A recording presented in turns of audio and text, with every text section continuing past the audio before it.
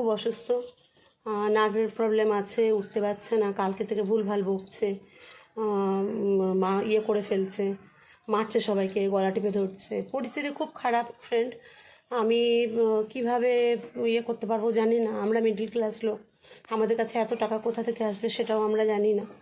আমার দাদা খুব খুব হেল্প মানে খুব নিজেকে অসহায় মনে করছে, আমি নিজেও খুব অসহায় মনে করছি নিজেকে।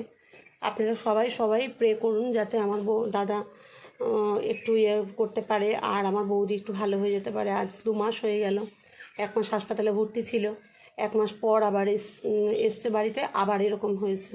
কালকে আর একবার স্ট্রোক হয়েছে, স্ট্রোক হয়ে উঠতে পারছে না।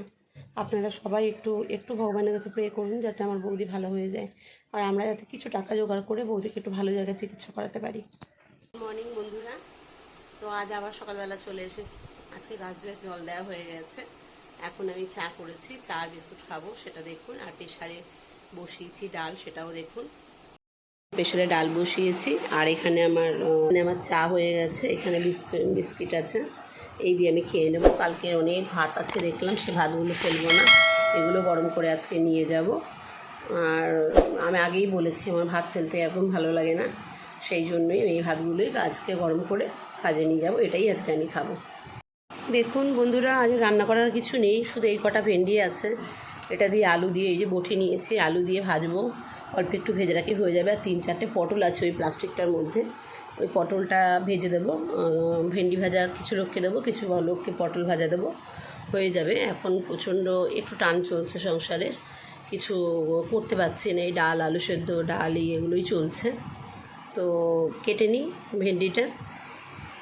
দেখুন বন্ধুরা, তেল শেষ হয়ে গেছে, হলুদ শেষ হয়ে গেছে, সব শেষ হয়ে গেছে। এখন এগুলো আনতে আমি দোকানে যাব, দোকানে যাচ্ছি। দেখুন বোতল নিয়ে নিয়েছি, টাকার ব্যাগও নিয়ে নিয়েছি, সব এখন নিয়ে দোকানে যাচ্ছি। বন্ধুরা দেখুন, আমি মাত্র সব দোকানে গেছিলাম, পুরো ঘেমে গেছি।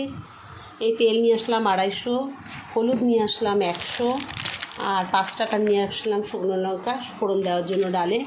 ব্যাস এই এনেছি, এই এনে 60 টাকার জিনিস এইখানে। দেখুন বন্ধুরা, যে কটা পটল ছিল ভেজে নিয়েছি, ভেন্ডি আলু ভাজতে বসিয়েছি, আর এদিকে ভাত হচ্ছে, ডাল হয়ে গেছে, খালি এটা হলেই হয়ে যাবে। এটা হলে পরে আমি স্নান করতে যাব, স্নান করে এসে পুজো দেবো। কাল আমি বাড়ি ছিলাম না, তাই আমি পুজো দিতে পারিনি। আমার ঠাকুর কালকে না খেয়েই ছিল, তার জন্য পুজো ভালো করে আজকে দেব, তারপর আমি যাব। তো আমার ঠাকুর দেওয়া হয়ে গেছে। এখন আমি গাছে আবার কতগুলো বেগুন হয়েছে সেগুলো তুলতে যাব। চলুন দেখি, বাগানে অনেক বেগুন আবার হয়ে গেছে, সেগুলো তুলতে হবে। তো না তুললে পরে বড় হয়ে গেলে, বীজ বড় হয়ে গেলে তখন বুড়ো হয়ে যাবে, খাওয়া যাবে না। সেই জন্য দাঁড়ান দেখি কোথায় কোথায় আছে। এই দেখুন একটা আছে, এই দেখুন। আমি কেটে আপনাদের দেখাচ্ছি।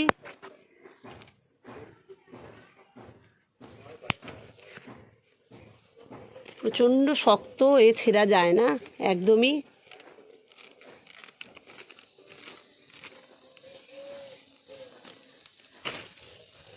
দেখুন কেমন একটা ভেঙ্গুর টাইপের হয়েছে, কেটে ফেললাম ভয় যদি বুড়ো হয়ে যায়, সেই জন্য। এই দেখুন নিচে একটা বড় হয়েছে, দেখাচ্ছি দাঁড়া। এই দেখুন কত বড় হয়েছে একটা।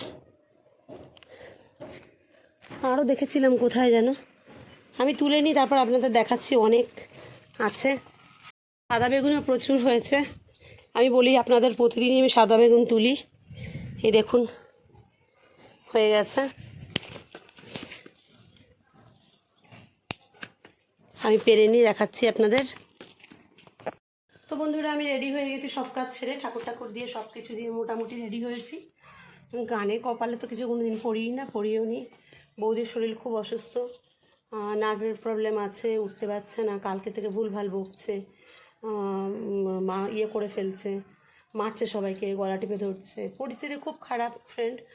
আমি কিভাবে করতে পারবো জানি না। আমরা মিডল ক্লাস লোক, আমাদের কাছে এত টাকা কোথা থেকে আসবে সেটাও আমরা জানি না। আমার দাদা খুব খুব হেল্প খুব নিজেকে অসহায় মনে করছে, আমি নিজেও খুব অসহায় মনে করছি নিজেকে। আপনারা সবাই সবাই প্রে করুন যাতে আমার দাদা একটু করতে পারে আর আমার বৌদি একটু ভালো হয়ে যেতে পারে। আজ 2 মাস হয়ে গেল, 1 মাস হাসপাতালে ভর্তি ছিল, 1 মাস পর আবার এসছে বাড়িতে, আবার এরকম হয়েছে। কালকে আর একবার স্ট্রোক হয়েছে, স্ট্রোক হয়ে উঠতে পারছে না। আপনারা সবাই একটু একটু ভগবানের কাছে প্রে করুন যাতে আমার বৌদি ভালো হয়ে যায়, আর আমরা যাতে কিছু টাকা জোগাড় করে বৌদিকে একটু ভালো জায়গায় চিকিৎসা করাতে পারি।